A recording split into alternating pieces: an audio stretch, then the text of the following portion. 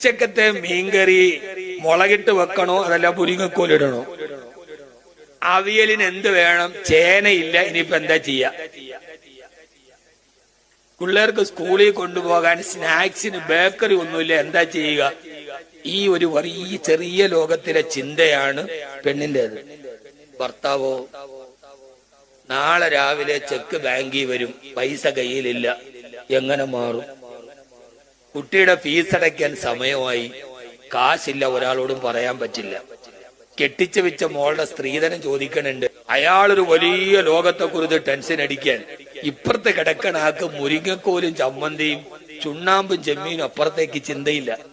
അപ്പൊ ഈ ചിന്തകളുടെ വൈരുദ്ധ്യത്തിൽ അപ്പുറത്തൊരുത്തൻ മിണ്ടാതെ കഷ്ടപ്പെട്ട് കിടക്കുന്നെങ്കിൽ ആ സമയത്ത് പരാതികളല്ല, അവനോട് പരിതാപമാണ് തോന്നേണ്ടത്. നിങ്ങളുടെ ലോകം ചെറുതാണ്, വളരെ ചെറിയ ലോകമാണ്. അത് മുരിങ്ങക്കായും വെണ്ടക്കായുമായിട്ട് കിടക്കാൻ.